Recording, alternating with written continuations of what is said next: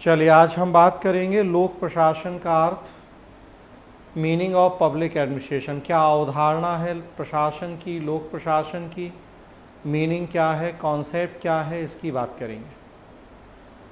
तो देखिए आप स्क्रीन पे लोक प्रशासन का अर्थ, दो शब्द हैं इसमें, लोक और प्रशासन, पब्लिक और एडमिनिस्ट्रेशन। दोनों के अलग अलग अर्थ करते हैं हम और फिर दोनों को आपस में जोड़ते हैं। तो लोक शब्द का क्या अर्थ है बात करेंगे, प्रशासन शब्द का क्या अर्थ है बात करेंगे और फिर दोनों को आपस में जोड़ देंगे तो हमें लोक प्रशासन शब्द का अर्थ मिल जाएगा। हम लोक प्रशासन के अर्थ में भी दो अर्थ करेंगे, एक परंपरागत अर्थ जो कि 80-90 के दशक के पहले प्रचलित था और दूसरा आधुनिक अर्थ जो कि 80-90 के दशक के दौर में प्रचलन में आया, या कहें कि 21वीं सेंचुरी में अब जो एक नया अर्थ प्रचलित हो गया है लोक प्रशासन का। तो देखिए आप यहाँ स्क्रीन पे प्रशासन शब्द का अर्थ देखें पहले और तब उसके बाद फिर लोक शब्द का अर्थ करेंगे और दोनों को जोड़ देंगे।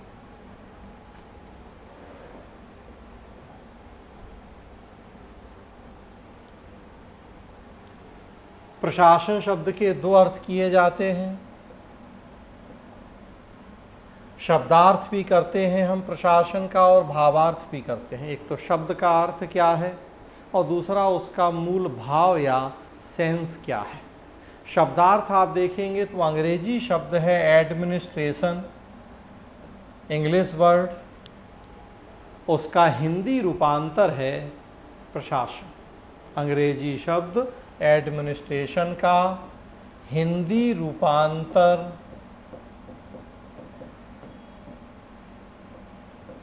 प्रशासन। और जो अंग्रेजी का एडमिनिस्ट्रेशन शब्द है ये लैटिन भाषा के दो शब्दों एड और मिनिस्ट्रेर से मिलकर बना है।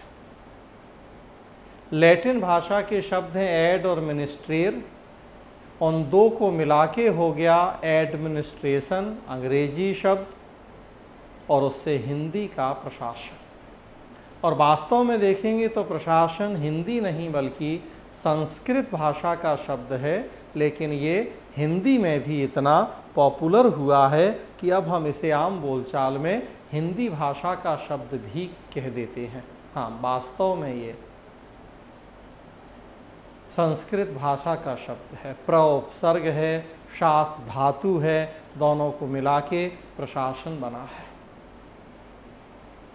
जो लैटिन भाषा के शब्द हैं एड और मिनिस्ट्रेर, उनका अर्थ होता है लोगों की सामूहिक देखभाल करना। लोगों की सामूहिक देखभाल करना, ये एड और मिनिस्ट्रेर शब्दों का अर्थ होता है। रास्ते में हम जा रहे हैं, बारिश आ रही है, आंधी तूफान आ रहे हैं, कोई पेड़ टूट के गिर गया है, रास्ता बंद हो गया है, आने जाने वालों को असुविधा हो रही है, हम आते जाते कुछ लोगों को रोकें, आपस में एक कलेक्टिव एफर्ट, सामूहिक प्रयास करें और उस पेड़ को रास्ते से हटा दें ताकि जो मार्ग में एक रुकावट या बाधा आई थी, आने जाने वालों को जो असुविधा हो रही थी वो खत्म हो जाए। तो ये एक छोटा सा प्रशासनिक काम हो गया। हमने लोगों की सामूहिक देखभाल की, रास्ते में पड़े पेड़ को इसलिए हटा दिया कि ताकि आने जाने वालों को असुविधा ना हो। तो लोगों की सामूहिक देखभाल करना ये एड और मिनिस्ट्रेर शब्दों का अर्थ होता है। अगर हम भावार्थ की बात करें कि जो प्रशासन शब्द है उसका मूल भाव या सेंस क्या है, तो आप देखेंगे प्रशासन में 3 तत्व हैं, उन्हीं तीनों तत्वों को मिला के हम इसका भावार्थ करते हैं। प्रशासन का निर्माण 3 तत्वों से मिलकर हुआ है।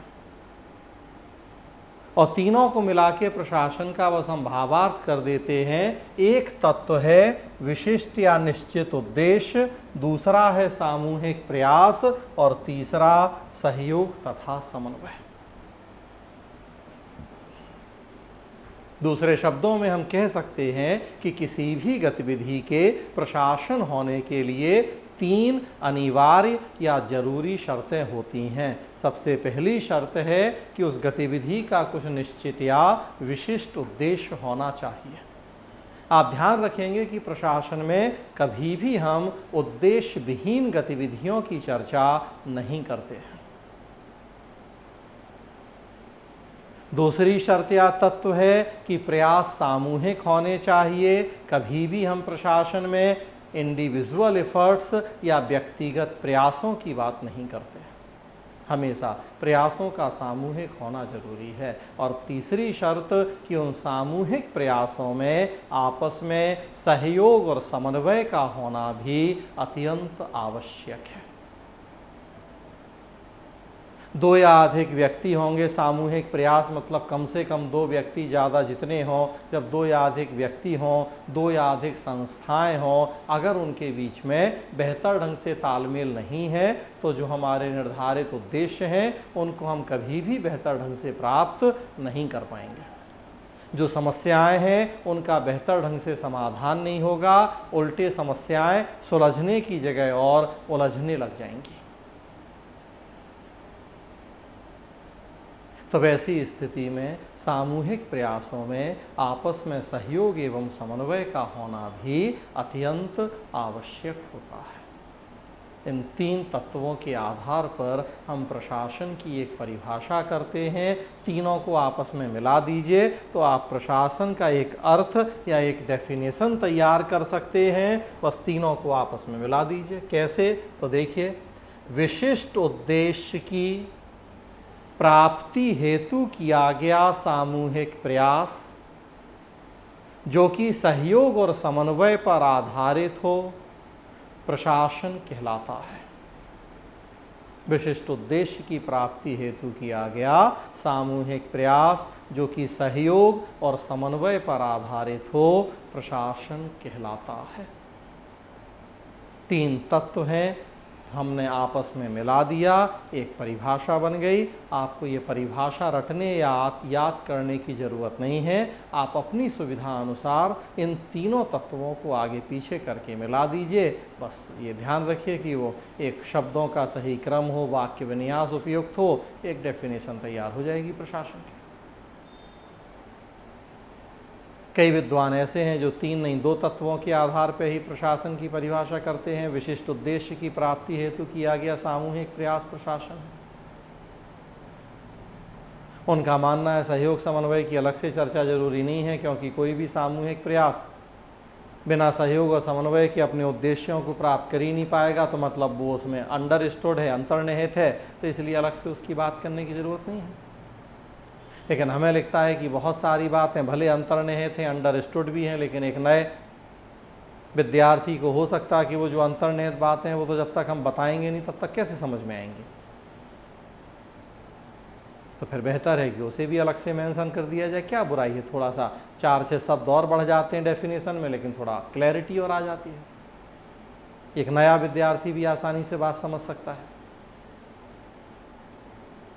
तो ये तीन तत्वों के आधार पर प्रशासन की परिभाषा है। अगर आप शब्दार्थ और भावार्थ की तुलना करेंगे तो देखिए, आप शब्दार्थ में भी यही तत्व हैं। लोगों की देखभाल करना विशिष्ट या निश्चित उद्देश्य हो गया। सामूहिक देखभाल करना सामूहिक प्रयास हो गया। तो दो तत्व सीधे दिख रहे, और इसीलिए हमने कहा कि कई विद्वान बस इन दो तत्वों के आधार पर ही डेफिनेशन करते हैं। हमने तीसरे को भी अलग से लिख दिया कि सहयोग और समन्वय भी जरूरी है।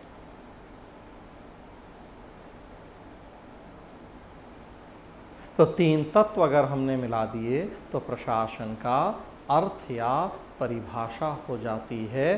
शब्दार्थ में भी वही बातें शामिल हैं।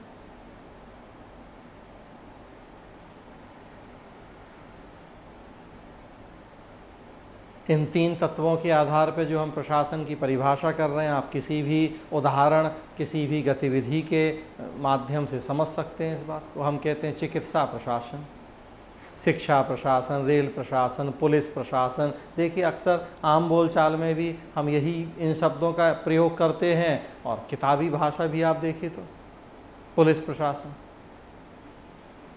शिक्षा प्रशासन। तो अब क्यों हम पुलिस को प्रशासन कह रहे हैं, क्यों शिक्षा या चिकित्सा को हम प्रशासन कह रहे हैं? इसीलिए कि उनमें ये तीनों तत्व आवश्यक रूप से अंतर्निहित हैं। पुलिस प्रशासन का एक निश्चित और विशिष्ट उद्देश्य है शांति व्यवस्था, लॉ एंड ऑर्डर को मेंटेन करना, दंगा फसाद, चोरी डकैती रोकना। इस उद्देश्य की प्राप्ति के लिए सामूहिक प्रयास किए जा रहे हैं। पुलिस प्रशासन में बहुत सारे व्यक्ति और संस्थाएं लगे हुए हैं जो उस उद्देश्य को प्राप्त कर रहे हैं। और तीसरा सहयोग व समन्वय, तो ये मैं पहले ही बता चुका हूँ आपको कि जो भी सामूहिक प्रयास होंगे, अगर आपस में तालमेल नहीं होगा, लड़ाई झगड़े होंगे, तो समस्याएं सुलझेंगी नहीं, उद्देश्य पूरे नहीं होंगे, उल्टा समस्याएं और उलझ जाएंगी। हमारे देश में देखिए आए दिन केंद्र और राज्य के लड़ाई झगड़े, कभी केंद्र का बंगाल से, कभी दिल्ली, कभी महाराष्ट्र, कभी नुकसान जनता का होता है, समय पर वैक्सीन नहीं लग पाया, उतने लोगों को नहीं लग पाया जितना टारगेट है, या अनाज नहीं मिल पाया, आयुष्मान भारत के तहत स्वास्थ्य सुविधा नहीं मिल पाया, जो आप देखिए। तो जहां समन्वय नहीं है, वहीं निर्धारित उद्देश्यों की प्राप्ति में समस्याओं का सामना करना होता है। शिक्षा प्रशासन 3 तत्व हैं, निश्चित उद्देश्य है, शिक्षा साक्षरता का विस्तार करना, सामूहिक प्रयास हैं, और समन्वय जरूरी है। चिकित्सा प्रशासन या जिसको भी हम प्रशासन कह रहे हैं, आप देखेंगे उसमें अनिवार्य रूप से इन तीनों तत्वों का समावेश है। बात को आगे बढ़ाएं, जो विशिष्ट या निश्चित उद्देश्य है, ये 2 तरह का हो सकता है। देखिए यहाँ दिखाया जा रहा है कि विशिष्ट या निश्चित उद्देश्य 2 तरह का हो सकता है। एक लोक हित या जनहित, और दूसरा निजी हित या लाभ कमाना। हम जो भी काम कर रहे हैं, जो भी प्रयास कर रहे हैं, मूलतः आप देखेंगे तो इन्हीं 2 उद्देश्यों के लिए, मुख्यतः तो यही 2 उद्देश्य हैं।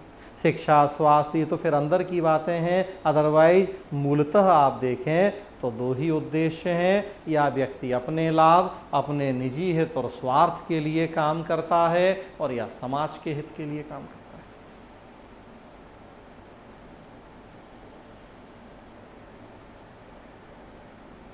व्यक्ति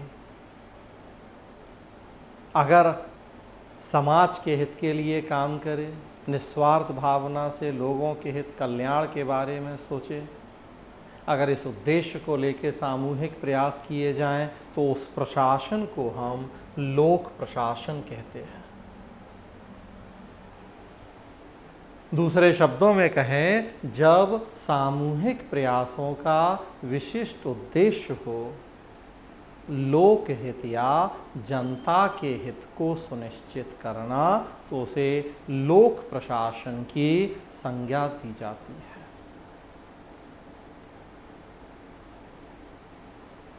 और जब सामूहिक प्रयासों का विशिष्ट उद्देश्य निजी हित या लाभ कमाना होता है,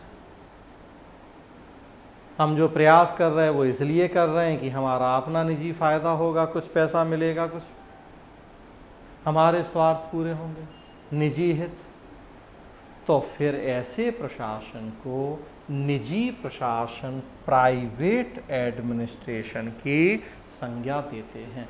दोनों प्रशासन होते हैं, दोनों में निश्चित उद्देश्य की प्राप्ति के लिए सामूहिक प्रयास किए जाते हैं। बस दोनों के जो उद्देश्य हैं, उनकी प्राथमिकताएं हैं, वो भिन्न भिन्न होती हैं। एक लोगों के हितों को प्राथमिकता देता है, जबकि दूसरे की प्राथमिकता निजी हित या लाभ कमाना होता है। एक लोक प्रशासन कहलाता है, दूसरा निजी प्रशासन कहलाता है।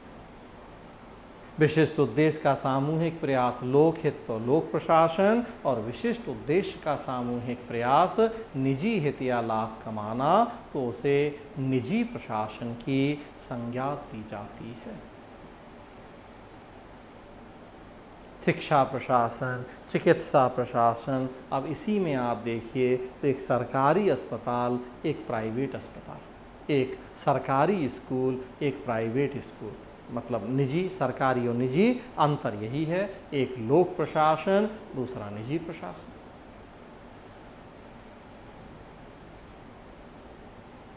जो सरकारी स्कूल है लोक प्रशासन है, और जो निजी स्कूल या निजी अस्पताल है निजी प्रशासन।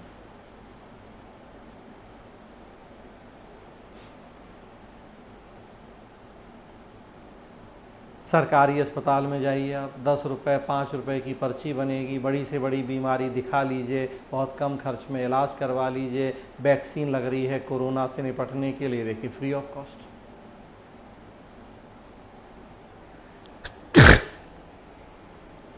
एक्सक्यूज मी, सारे सरकारी अस्पतालों में फ्री ऑफ कॉस्ट वैक्सीन लग रही है, और जब वही वैक्सीन लगवाने के लिए हम निजी अस्पताल में जाएं तो देखिए हमें पैसा पे करना है।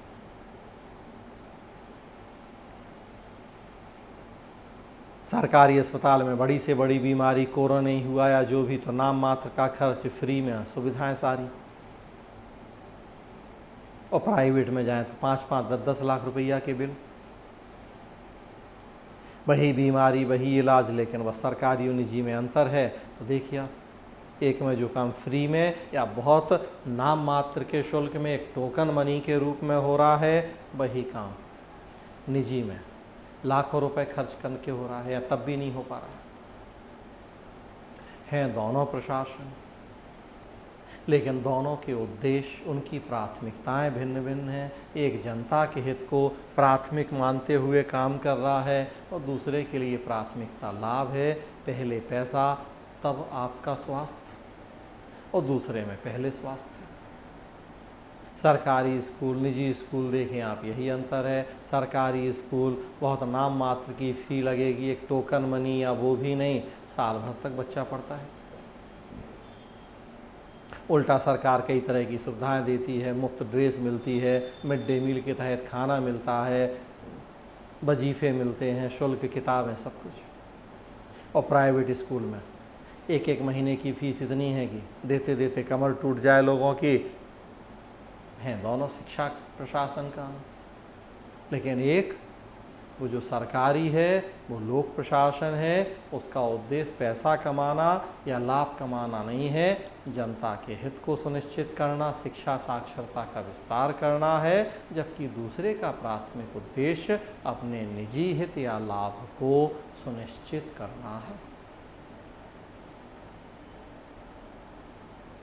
तो प्रशासन 3 तत्वों से मिलकर बना है, लेकिन अब उन 3 में भी जो निश्चित उद्देश्य है वो क्या है,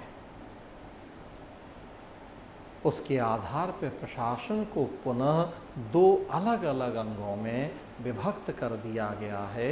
एक को लोक प्रशासन कहा गया है, और दूसरे को निजी प्रशासन की संज्ञा दी गई है। ये तो प्रशासन से जुड़ी कुछ बातें थी। दूसरा शब्द है लोक, लोक प्रशासन में दूसरा शब्द लोक है। थोड़ा सा इस पे है, विभिन्न विद्वानों के अनुसार लोक शब्द के भी 2 अर्थ हैं। कुछ विद्वान कहते हैं कि लोक प्रशासन में प्रयुक्त लोक शब्द का अर्थ है जनता, पब्लिक एडमिनिस्ट्रेशन, पब्लिक मतलब वही लोक, जनता। और कुछ दूसरे विद्वानों का कहना है कि पब्लिक एडमिनिस्ट्रेशन में पब्लिक जो लोक शब्द है उसका मतलब है सरकार, गवर्नमेंट। लोक का मतलब जनता भी, लोक का मतलब सरकार भी। अलग अलग विद्वानों की राय है। अगर हम लोक का मतलब जनता माने प्रशासन का अर्थ यहाँ हम देख रहे हैं।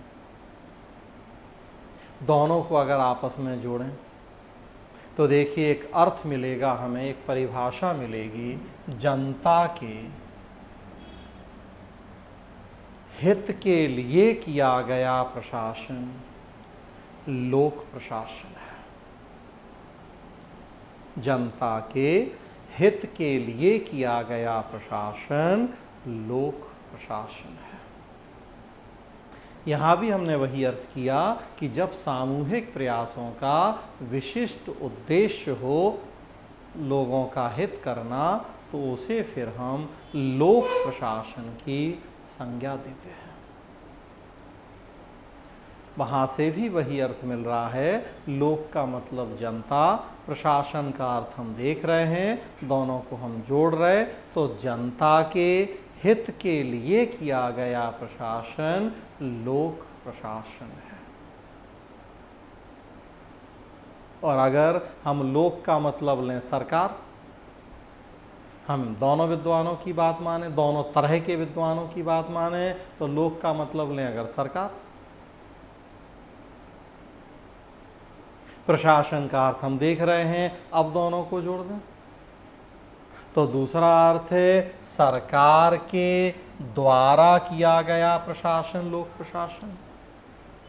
सरकार के द्वारा किया गया प्रशासन लोक प्रशासन है। एक जनता के हित के लिए किया गया, दूसरा सरकार के द्वारा किया गया। तो ये दो अर्थ हैं हमारे पास। अब देखिए आप, जनता के लिए में जनता क्या है? साध्य। किसके लिए? एंड क्या है? टारगेट क्या है? तो जनता, उसका हित, उसके लिए। और सरकार के द्वारा में सरकार है साधन, सरकार के द्वारा किया गया प्रशासन। एक साध्यों के आधार पे लोक शब्द को समझाने की कोशिश कर रहा है, दूसरा साधनों के आधार पे वही काम कर रहा है। वास्तव में साध्य और साधन हमेशा एक दूसरे के पूरक होते हैं। इनको अलग अलग करके देखना समझदारी नहीं है। हमें केवल अपने साध्य या लक्ष्य पता हो, उनकी प्राप्ति के साधन ही ना हो तो क्या कर पाएंगे? कैसे उन लक्ष्यों, उन उद्देश्यों को प्राप्त करेंगे? क्या करना है तो पता हो, लेकिन कैसे करना है पता नहीं हो, कौन करेगा नहीं हो तो फिर? और या कैसे करना है, कौन करेगा तो पता है, लेकिन क्यों करना है, क्या करना है वही नहीं पता, तब भी कुछ नहीं। तो लक्ष्य का स्पष्ट होना भी आवश्यक है, और उस लक्ष्य की प्राप्ति के लिए जो जरूरी साधन संसाधन हैं उनका होना भी अत्यंत आवश्यक है। मतलब साध्य और साधन वास्तव में एक दूसरे के पूरक हैं, एक सिक्के के दो पहलू हैं, किसी एक से हमारा काम नहीं चल सकता। कहने का मतलब कि लोक शब्द की दो अलग अलग परिभाषाएं, अलग अलग अर्थ जरूर बताए हैं विद्वानों ने, लेकिन ये दोनों अर्थ एक दूसरे के पूरक हैं, एक दूसरे के विरोधाभासी या कंट्राडिक्टरी नहीं है। तो प्रशासन का अर्थ भी है हमारे पास, लोक शब्द के दो अर्थ हैं हमारे पास, जनता, सरकार, दोनों अपनी जगह ठीक है। अब अगर हम इन सारी बातों को आपस में मिला दें, इन सारी बातों को आपस में मिला दें, तो देखिए आप, लोक प्रशासन का फिर जो एक अर्थ या परिभाषा आपको याद रखनी है, जनता के हित में किया गया सरकारी कार्यों का प्रशासन ही लोक प्रशासन है। जनता के हित में किया गया सरकारी कार्यों का प्रशासन ही लोक प्रशासन है। देखिए इसमें तीनों आ गए। लोक के दो अर्थ हैं, जनता, सरकार, और फिर प्रशासन का अर्थ है। तीनों आ गए इसमें, जनता भी आ गई, सरकार भी आ गई और प्रशासन भी आ गया। हमने बस तीनों को बड़ी खूबसूरती से आपस में जोड़ दिया। एक अर्थ, एक परिभाषा मिल गई हमें कि जनता के हित के लिए किया गया सरकारी कार्यों का प्रशासन ही लोक प्रशासन है। तो अब आप याद रखिए कि जो काम जनता के लिए हो रहे हैं, सरकार के द्वारा किए जा रहे हैं, वो सब लोक प्रशासन का हिस्सा है। जनता का हित तो सरकारी कार्य। हालांकि ये लोक प्रशासन का परंपरागत अर्थ है। आज से 30-40 साल पहले ये अर्थ प्रचलित हुआ करता था। अब जबकि 80s-90s में एलपीजी की नीतियां आई हैं, LPG, liberalisation, privatisation and globalisation, उदारीकरण, निजीकरण और भूमंडलीकरण की नीतियां आई हैं, तब से लोक प्रशासन के अर्थ में कुछ चेंज हुए हैं। अभी हम जो नया अर्थ है उसकी भी बात करेंगे। तो ये एक लोक प्रशासन का अर्थ, हालांकि परंपरागत अर्थ, जनता के हित के लिए किया गया सरकारी कार्यों का प्रशासन ही लोक प्रशासन है। यहाँ जो मैंने पीछे बताया आपको, प्रशासन हिंदी भाषा का शब्द और हिंदी नहीं, वास्तव में संस्कृत भाषा का, तो वो अलग से यहाँ लिखा दिख रहा है आपको कि प्रशासन में प्र उपसर्ग है और साथ में शासन है, दोनों को मिला के प्रशासन बना है। प्र का मतलब होता है उत्कृष्ट या बेहतर, एक्सीलेंट, और शासन का मतलब होता है सरकार चलाने का तरीका या पद्धति।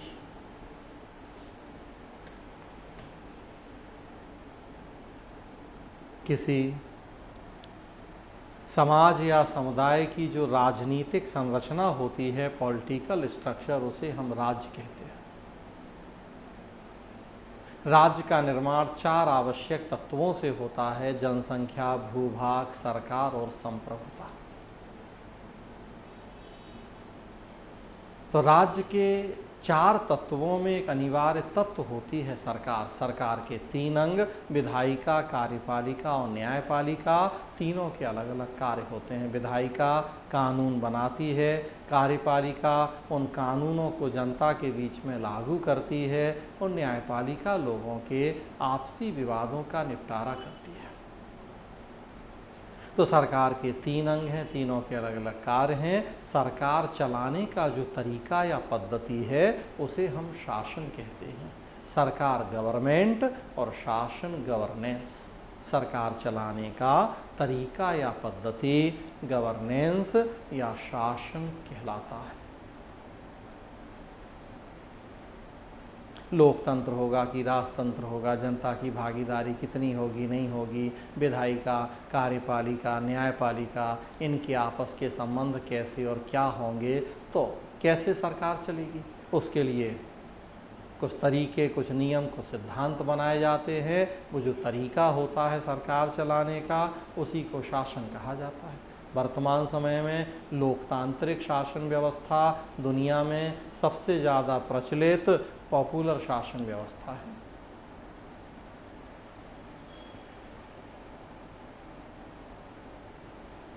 तो सरकार चलाने का तरीका है शासन। प्र का मतलब है उत्कृष्ट या बेहतर, दोनों को जोड़ दिया हमने। तो देखिए, बेहतर ढंग से शासन का संचालन करना प्रशासन कहलाता है। बेहतर ढंग से शासन का संचालन करना प्रशासन कहलाता है। तो ये भी एक अर्थ है प्रशासन शब्द का। हमने पीछे आपको एडमिनिस्ट्रेशन शब्द का अर्थ बताया, जो कि एड और मिनिस्ट्रियर शब्दों से मिलके बना है। और अब जो ये हिंदी या संस्कृत भाषा का शब्द है प्रशासन, हम उसका भी अर्थ देख रहे हैं, बेहतर ढंग से शासन का संचालन करना। आगे बढ़ें।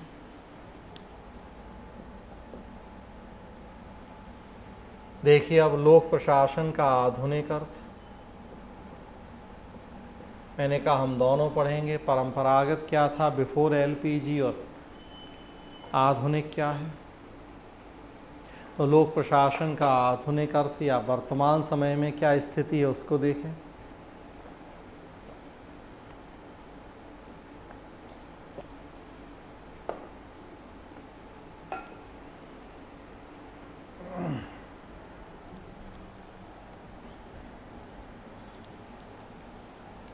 सबसे पहली बात तो कि आधुनिक से मतलब क्या है हमारा, किस दौर किस समय को हम आधुनिक कहेंगे या वर्तमान कहेंगे,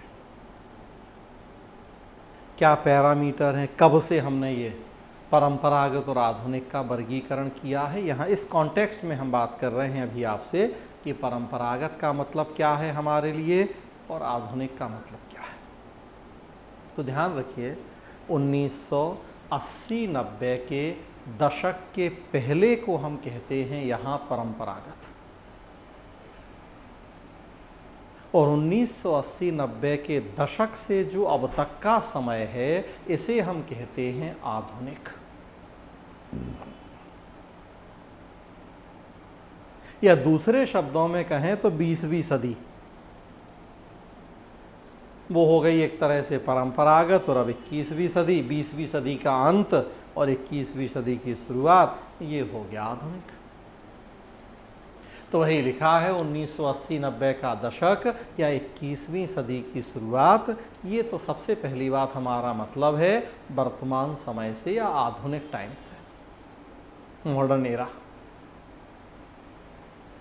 उसकी सबसे महत्वपूर्ण विशेषता क्या है, एलपीजी की नीतियां।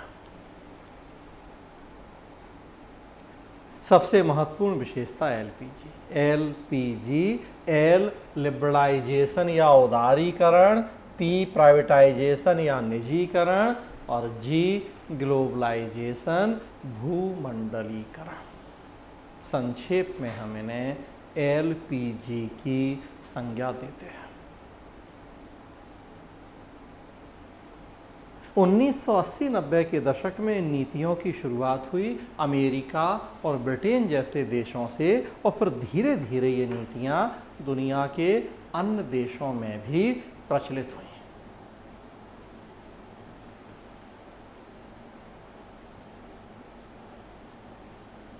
उन्नीस सौ 1980 के दशक में देखें, अमेरिका के राष्ट्रपति थे रोनाल्ड रीगन, ब्रिटेन की प्रधानमंत्री थी मार्गरेट थैचर। उनके समय से इन नीतियों की शुरुआत हुई थी।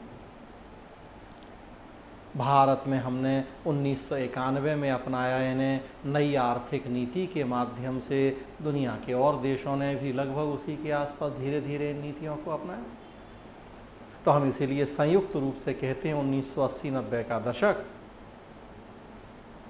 तो इसमें अमेरिका ब्रिटेन जैसे विकसित देश भी आ जाते हैं और भारत जैसे विकासशील देश भी आ जाते हैं।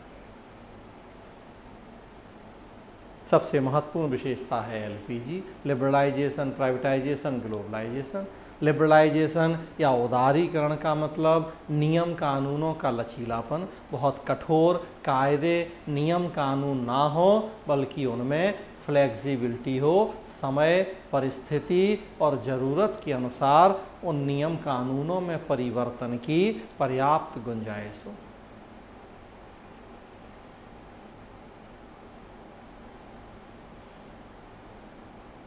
प्राइवेटाइजेशन या निजीकरण, हम केवल हर चीज़ के लिए सरकार और सरकारी संस्थाओं के ऊपर निर्भर नहीं रहें बल्कि निजी कंपनियों की भूमिका बढ़ाएं, उन्हें आगे आने का मौका दें।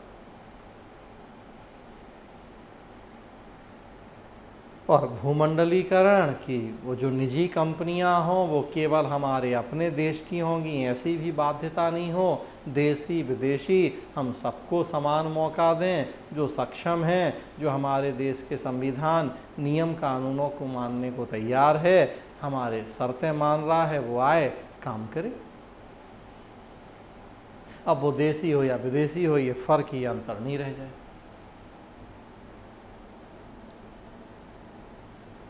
तो एलपीजी की नीतियाँ ही आजकल देखिए दुनिया के विभिन्न देशों की सरकारें बहुत ज़्यादा जोर दे रही हैं नीतियों पर। निजी कंपनियों, गैर सरकारी संगठनों, स्वयंसेवी संस्थाओं, इन सब की भूमिका बढ़ाई गई। सरकार और सरकारी संस्थाओं की भूमिका कम की गई। कहा गया कि अकेले इनके भरोसे बैठना ठीक नहीं।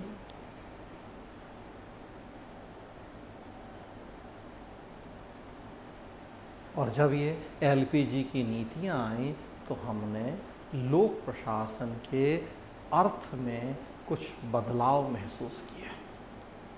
आप देखिए, जब एलपीजी की नीतियां आई थी, समाज के हर क्षेत्र पर उन नीतियों का व्यापक प्रभाव देखने को मिला था।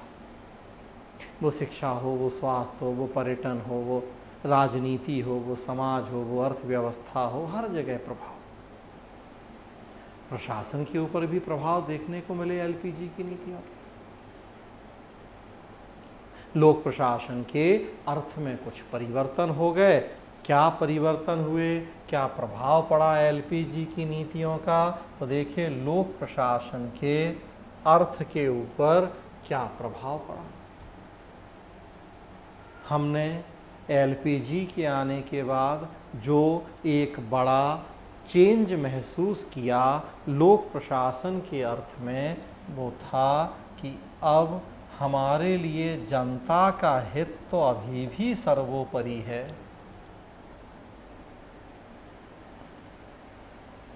लेकिन कार्यों का सरकारी होना जरूरी नहीं है। जनता का हित सर्वोपरि है, लेकिन कार्यों का सरकारी होना जरूरी नहीं है। परंपरागत अर्थ हमने किया, जनता के हित में किया गया सरकारी कार्यों का प्रशासन, लेकिन अब हमने ऐसा महसूस किया कि जनता का हित हमारे लिए सर्वोपरि है। वो सरकार करे ये कतई आवश्यक नहीं है। अगर गैर सरकारी स्वयंसेवी संगठन भी जनता का हित कर रहे हैं तो वो भी लोक प्रशासन का हिस्सा है। चूँकि हमने देखा ऐसा कि जब एलपीजी की नीतियां आई, निजी कंपनियों की, गैर सरकारी संगठनों की भूमिका बढ़ाई गई, तो फिर हमने ऐसा महसूस किया कि बहुत सारे गैर सरकारी संगठन या स्वयंसेवी संगठन ऐसे हैं जो हैं तो गैर सरकारी काम लेकिन जनता के हित का करते हैं। तो इसलिए फिर हमने कहा कि अगर गैर सरकारी संगठन भी जनता के हित का काम कर रहे हैं तो वो भी लोक प्रशासन में शामिल हैं। हम लोक प्रशासन को केवल सरकारी कार्यों तक ही सीमित नहीं करेंगे। बचपन बचाओ आंदोलन देखिए आप, बाल श्रम, बाल शोषण की समस्या से निपटने के लिए पूरे देशव्यापी स्तर पर काम करता है। लाखों बच्चों को अब तक वो इस तरह की समस्याओं से मुक्त करवा चुका है। जो बचपन बचाओ आंदोलन के मुखिया हैं, नोबेल पुरस्कार तक मिल चुका है शांति का उनके कार्यों के लिए। अब एक गैर सरकारी संगठन है लेकिन काम तो जनता के हित का कर रहा है। कोई उनका अपना निजी लाभ या स्वार्थ तो नहीं है चाइल्ड लेबर को रोकना या बच्चों का जो शोषण हो रहा है उसे रोकना। काम जनता के हित का कर रहे हैं। गैर सरकारी तो आजकल बहुत सारे ऐसे एनजीओ हैं, स्वयंसेवी संगठन हैं जो गैर सरकारी हैं फिर भी जनता के हित के लिए काम कर रहे हैं। हमने उन सबको अब लोक प्रशासन में शामिल कर लिया। तो एक ये चेंज हमें देखने को मिला 1980-90 के दशक। और एक चेंज क्या देखा हमने? हमने अब ऐसी बड़ी बड़ी निजी कंपनियों को भी लोक प्रशासन में शामिल कर लिया जो जनता या करदाता के पैसे पर निर्भर हैं, जिन्हें सरकारी वित्तीय संस्थानों से मदद मिली है या जो सरकार से सुविधा, सहायता, सब्सिडी प्राप्त कर रहे हैं। इनमें से एक या एक से ज़्यादा अगर शर्तें पूरी हो रही हैं तो उस तरह की बड़ी बड़ी निजी कंपनियों को भी अब हमने लोक प्रशासन में शामिल किया है। चूँकि हम बात कर रहे हैं एलपीजी का दौर है, एलपीजी में पी प्राइवेटाइजेशन है, जी ग्लोबलाइजेशन है। मतलब ये है कि बड़ी बड़ी कंपनियों की, निजी कंपनियों की भूमिका बढ़नी है। अगर कोई विदेशी कंपनी हमारे देश में आएगी तो जब बड़ी कंपनी होगी पैसे और संरचना और हर लिहाज से, तभी तो वो आएगी हमारे देश में। और बताने की ज़रूरत नहीं है कि आप देखिए अमेजन, गूगल या बहुत सारी ऐसी बड़ी बड़ी कंपनियां हैं, उनके जितने कर्मचारी हैं, जितना उनका टर्नओवर है, ज़्यादातर देशों की तो ना उतनी आबादी है और ना उनका जीडीपी उतना है। हमारे देश में रिलायंस, टाटा, अंबानी, अडानी और जो तो आप देखिए बहुत बड़े बड़े कॉरपोरेट हाउस हैं, लाखों करोड़ रुपए की जिनकी संपत्ति है। अब ये जो बड़ी बड़ी निजी कंपनियां हैं, अब मुद्दा ये है कि क्या सारा पैसा अंबानी अडानी के अपने घर का है? अगर 5 लाख करोड़ या 1 लाख करोड़ या 10 लाख करोड़ के मालिक हैं वो तो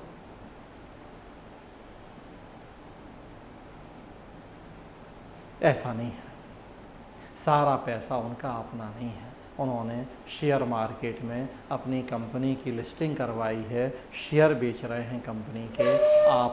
हमने उनके बहुत सारे शेयर खरीदे हैं, किसी ने 100, किसी ने 500, हमारा पैसा भी लगा है उसमें। नहीं तो हमने LIC में बीमा करवाया है, बैंक में अकाउंट में पैसा जमा किया है, इन्होंने वहाँ पैसा निवेश कर दिया है शेयर मार्केट में।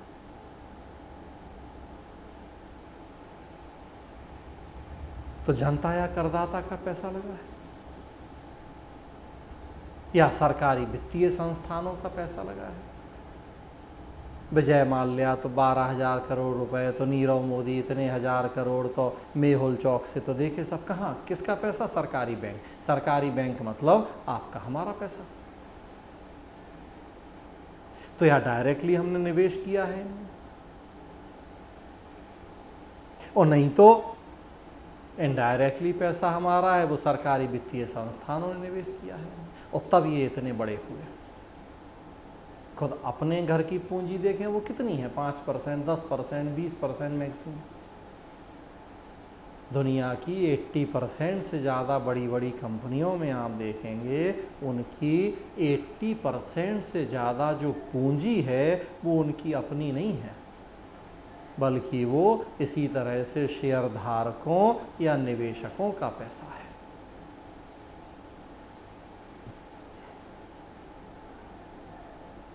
सरकार उन्हें सुविधा दे रही है, सहायता दे रही है, सब्सिडी दे रही है।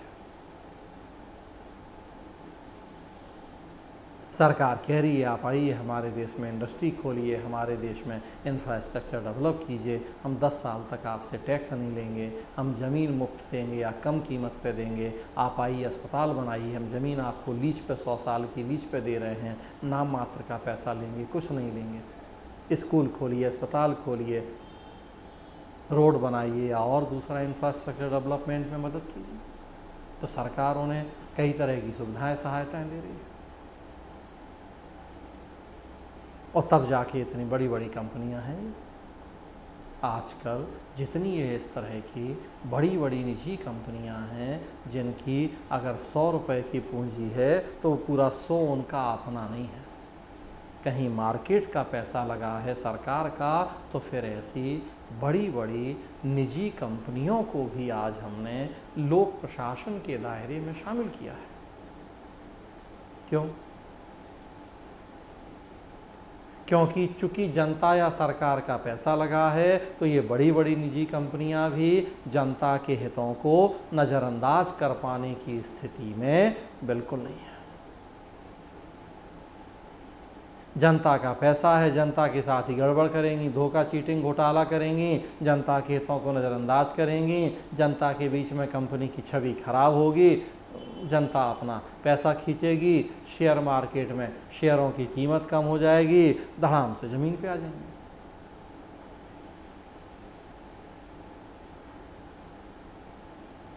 पढ़ते सुनते हैं आपकी एक एक दिन में लाखों करोड़ रुपया का नुकसान हो जाता है, डूब जाएगा पैसा। सरकार हाथ खींच लेगी कि नहीं भैया ऐसी कंपनी को हम मदद नहीं करेंगे जो इतनी कुख्यात है, जो हमारे नियम कानून नहीं मान रही, कि जनता के हितों को नज़रअंदाज कर रही है, सरकार मदद देना बंद कर देगी। तो आजकल ऐसी बड़ी बड़ी निजी कंपनियों की ये ज़रूरत भी है और मजबूरी भी कि वो भी जनता के हितों को ध्यान में रखें।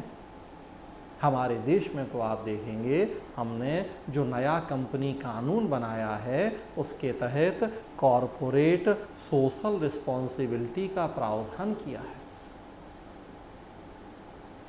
कॉरपोरेट सोशल रिस्पॉन्सिबिलिटी या निगमित सामाजिक उत्तरदायित्व की संकल्पना है, जिसमें इस तरह के बड़े बड़े कॉरपोरेट घरानों या कंपनियों से ये अपेक्षा की जाती है कि वो जनता के हित में काम करें, वो समाज के प्रति अपनी जिम्मेदारियों को समझें और उन्हें पूरा करें, और कर रहे हैं। कानूनन करना पड़ रहा है। तो फिर जब वो भी जनता का हित कर रहे तो फिर वो भी तो लोक प्रशासन का हिस्सा हो गए हैं। तो परिणाम क्या हुआ? हमने गैर सरकारी संगठन, स्वयंसेवी संस्थाओं को भी शामिल किया है जो जनता या लोगों के हित के लिए काम कर रहे हैं। हमने बड़े बड़े कॉरपोरेट घरानों, निजी कंपनियों को भी लोक प्रशासन में शामिल किया है जिनमें जनता या करदाता का पैसा लगा है। और फाइनली अब जो आधुनिक अर्थ हो गया है लोक प्रशासन का वो है, देखिए लिखा है यहाँ कि वर्तमान समय में सरकारी नहीं बल्कि सार्वजनिक कार्यों का प्रशासन लोक प्रशासन। पहले सरकारी कार्यों का प्रशासन लोक प्रशासन होता था, अब सरकारी नहीं बल्कि सार्वजनिक कार्यों का प्रशासन लोक प्रशासन है। पहले हम ये देखते थे कि काम सरकारी यानी है तो लोक प्रशासन। अभी थोड़ी देर पहले मैंने आपको बताया भी कि जनता का हित हो, सरकारी संस्था हो तो लोक प्रशासन है। अब लेकिन आधुनिक अर्थ में आपको बता रहा हूँ कि अब केवल हमारे देखने का पैमाना ये नहीं होगा कि वो सरकारी है या नहीं, हमें ये देखना है कि वो सार्वजनिक है या नहीं। सार्वजनिक का मतलब है कि उसके कामों गतिविधियों का समाज के कितने बड़े वर्ग के ऊपर प्रभाव पड़ रहा है। 10-5 आदमियों के ऊपर प्रभाव पड़ रहा तो वो नहीं है सार्वजनिक, लेकिन 10-20 करोड़ को प्रभाव पड़ रहा है तो फिर वो सार्वजनिक है। और अगर वो सार्वजनिक है तो फिर वो लोक प्रशासन का हिस्सा है। तो अब पैमाना ये है कि जिस भी संस्था के काम गतिविधियां हम ये देखें कि वो सार्वजनिक हैं कि नहीं।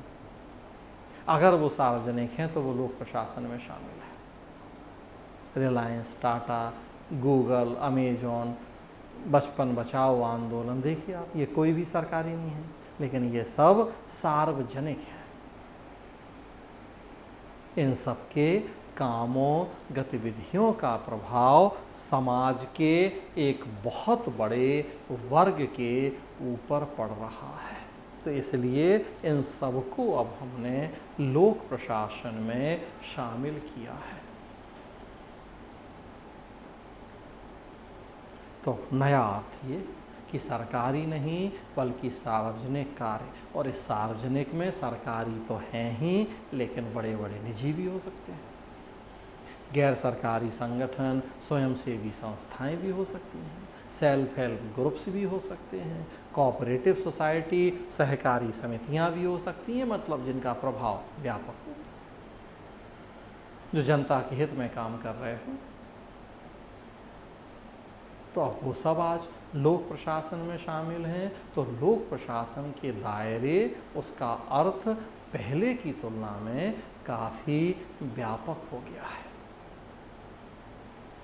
2008 में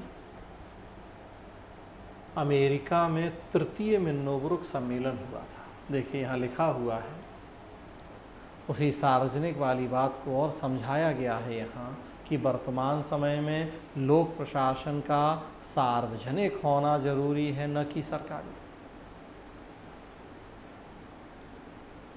समाज के किसी वर्ग या लोगों के समूह के ऊपर पड़ने वाला प्रभाव कितना है, उससे सार्वजनिकता तय होगी। जितना व्यापक प्रभाव, उतनी व्यापक सार्वजनिकता, और उतना ही वह लोक प्रशासन के अध्ययन का हिस्सा। तो मैंने कहा कि 10-20 लोगों को प्रभावित कर रहे हैं, और या 10-20 करोड़ को।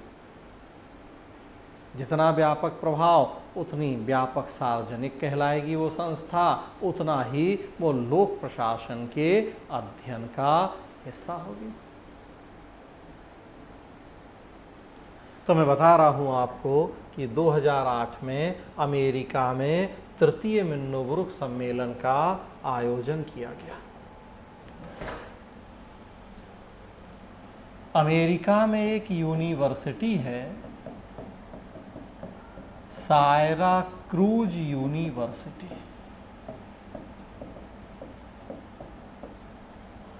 इसका एक कॉन्फ्रेंस सेंटर है,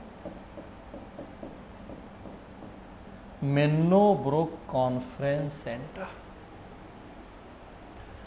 2008 में लोक प्रशासन से जुड़े विभिन्न विद्वान वहां इकट्ठे हुए। एक कॉन्फ्रेंस, एक सम्मेलन का आयोजन हुआ।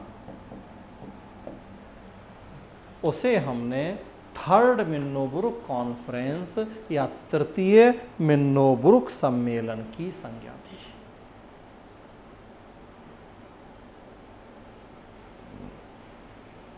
तृतीय मतलब 2 और इसके पहले हो चुके थे। 1968 में एक हुआ, तब दुनिया के बड़े बड़े लोक प्रशासन के विद्वान इकट्ठे हुए थे। फिर दूसरा 1988, 20 साल बाद हुआ था, फिर दुनिया के बड़े बड़े लोक प्रशासन के विद्वान इकट्ठे हुए। और तीसरा 2008 में, मतलब कहने का कि हर 20 साल में पूरी दुनिया के लोक प्रशासन विषय के बड़े बड़े विद्वान, प्रसिद्ध लोक प्रशासक वहाँ जाते हैं, उस सम्मेलन में पार्टिसिपेट करते हैं। 3 दिन 4 दिन ये सम्मेलन होता है। 3 अब तक हो चुके हैं, 68, 88, 2008, चौथा अब 2028 में होगा। तो जो ये विद्वान इकट्ठे होते हैं, 3-4 दिन चर्चाएं होती हैं, अपने रिसर्च पेपर प्रकाशित करते हैं, वो पढ़ते हैं। तो मुद्दा ये होता है डिस्कशन का कि 20 साल में दुनिया कितनी बदल गई, क्या चेंज हो गया। 88 से 2008 या 2008 से 2028 क्या चेंज हुए इस 20 साल में, क्या चुनौतियां, समस्याएं आई। इन चुनौतियों, समस्याओं से निपटने में लोक प्रशासन कितना सक्षम रहा कि नहीं रहा, क्या दिक्कतें आई उसको, कैसे अब हम सुधार करें ताकि आगे उस तरह की समस्याएं, चुनौतियां फिर ना आए। तो ये सब पे डिस्कशन होते हैं। परिवर्तित परिस्थिति के अकॉर्डिंग लोक प्रशासन की भूमिका में आवश्यक परिवर्तन लाना, उसे अप टू डेट बनाना, ये पर्पस होता है। 1988 में द्वितीय मिन्नोब्रुक सम्मेलन हुआ था, तब एलपीजी की नीतियों की शुरुआत ही हुई थी। तो उस सम्मेलन में ये कहा गया था कि अब अकेले हम सरकार के भरोसे नहीं बैठेंगे जनता के हित के लिए, बल्कि निजी कंपनियों, बाजार की भूमिका, गैर सरकारी संगठनों की भूमिका को भी प्रोत्साहित करेंगे। ठीक है, हो गया। अब फिर उसके बाद 20 साल में हमें इनकी भूमिका देखने को मिली। गैर सरकारी, निजी, स्वयंसेवी जब भूमिका देखने को मिली, तो हमने पाया कि ये हैं तो गैर सरकारी, स्वयंसेवी, निजी, लेकिन सारे अपने निजी लाभ या स्वार्थ के लिए काम नहीं कर रहे हैं, बल्कि इनमें कई ऐसे भी हैं जो जनता के हित के लिए काम कर रहे हैं। 20 साल में बड़े पैमाने पे हमें ऐसा देखने को मिला, देश विदेश हर जगह। तो फिर जब ये 2008 में तृतीय मिन्नोब्रुक सम्मेलन हुआ, चर्चाएं हुई, डिस्कशन हुए, और इसी में फिर वो जो लोक प्रशासन का नया अर्थ है उसे मान्यता दी गई कि अच्छा, इसका मतलब कि अब सरकारी कार्यों का प्रशासन ही फिर लोक प्रशासन नहीं होगा। हम तो सरकार की भूमिका कम कर रहे हैं, निजी कंपनियां आ रही हैं, एनजीओ आ रहे हैं, और ये भी जनता का हित कर रहे हैं। तो तृतीय मिन्नोब्रुक सम्मेलन में फिर सहमति बनी इस बात पे कि अब वो लोक प्रशासन का जो अर्थ था, जनता का है तो सरकारी कार्य, वो पुराना है, अब नया अर्थ चलेगा लोक प्रशासन का। नया अर्थ आसान शब्दों में वही जो मैंने आपको बताया कि सरकारी नहीं बल्कि सार्वजनिक कार्यों का प्रशासन। तृतीय मिन्नोब्रुक सम्मेलन में जो एक डेफिनेशन, एक परिभाषा दी गई लोक प्रशासन की, तो कहा गया सामूहिक संबंधों से बंधी एक प्रक्रिया जो आपसी विचार विमर्श से युक्त हो ताकि लोगों की समृद्धि और विकास को सुनिश्चित किया जा सके। तो लोक प्रशासन की ये एक नई डेफिनेशन या परिभाषा आई। क्या है लोक प्रशासन जब पूछा गया तो फिर बताया गया कि लोक प्रशासन सामूहिक सामाजिक संबंधों से बंधी एक प्रक्रिया है। सामूहिक संबंध क्या? तो वही पहले तो एक वो सामूहिक का मतलब मैंने बताई आपको कि दो या अधिक व्यक्ति संस्थाएं। अब सामूहिक सामाजिक संबंधों का मतलब क्या कि सरकारी भी, गैर सरकारी भी, स्वयंसेवी भी, निजी भी, मतलब अकेले सरकार के भरोसे नहीं बल्कि उसके अलावा और संस्थाएं, उनके सामूहिक संबंध, उनकी आपस में नेटवर्किंग, आपस में उनका एक तंत्र जाल। आजकल ई गवर्नेंस का ज़माना है, टेक्नोलॉजी का प्रयोग करके हम इन सभी संस्थाओं को आसानी से एक दूसरे से जोड़ सकते हैं, उनकी नेटवर्किंग कर सकते हैं। तो सामूहिक संबंधों से बंधी प्रक्रिया जो आपसी विचार विमर्श से युक्त हो, मतलब सरकारी, गैर सरकारी, निजी आपस में बैठें, बातचीत करें, विचार विमर्श करें ताकि हम जनता के अधिकतम हित को सुनिश्चित कर सकें। तो है अभी भी जनता का हित, लेकिन पहले हम मानते थे कि सरकार करेगी जनता का हित, तो सरकारी कार्यों के प्रशासन को हमने लोक प्रशासन कह दिया। अब इस एलपीजी के दिनों में हमने देखा कि नहीं, अकेले सरकार ही जनता का हित करेगी जरूरी नहीं है, निजी, गैर सरकारी, स्वयंसेवी भी हैं, ये भी जनता का हित करते हैं, अपनी मर्जी से करते हैं, या सरकारें कानून बनवा के ऐसा कर रही हैं जो भी, तो अब वो भी सरकार के चूंकि सहभागी हैं लोक प्रशासन में शामिल हैं। तो तृतीय मिन्नोब्रुक सम्मेलन से लोक प्रशासन का एक नया अर्थ, एक नई परिभाषा आ गई। जनता के हित में किया गया सरकारी कार्यों का प्रशासन परंपरागत और अब सरकारी नहीं बल्कि सार्वजनिक कार्यों का प्रशासन, या दूसरे शब्दों में सामूहिक सामाजिक संबंधों में बंधी एक प्रक्रिया जो आपसी विचार विमर्श से युक्त हो ताकि हम अधिकतम समृद्धि और कल्याण को सुनिश्चित कर सकें। तो दोनों अर्थ, दोनों परिभाषाएं आपको याद रखनी हैं कि परंपरागत अर्थ बिफोर एलपीजी क्या अर्थ था लोक प्रशासन का, और आधुनिक अर्थ या नया अर्थ क्या हो गया लोक प्रशासन का एलपीजी की नीतियों के आने के बाद में। तो ये पहला टॉपिक था लोक प्रशासन का अवधारणा, उसका अर्थ, concept and meaning of public administration. बहुत सारे विद्वानों ने अलग अलग डेफिनेशन दी हैं, प्रशासन को भी परिभाषित किया है, लोक प्रशासन को भी परिभाषित किया है। हमने आपको अपने शब्दों में उन सारे विद्वानों की बातों विचारों को ध्यान में रखते हुए, समेटते हुए समझाया है अपने शब्दों में कि क्या है लोक प्रशासन, उसका अर्थ क्या है, उसकी परिभाषा क्या है, किन किन कामों गतिविधियों को हम लोक प्रशासन में शामिल करते हैं। तो आज की क्लास यहीं तक, आगे बढ़ाएंगे अगला टॉपिक अगली क्लास में। धन्यवाद।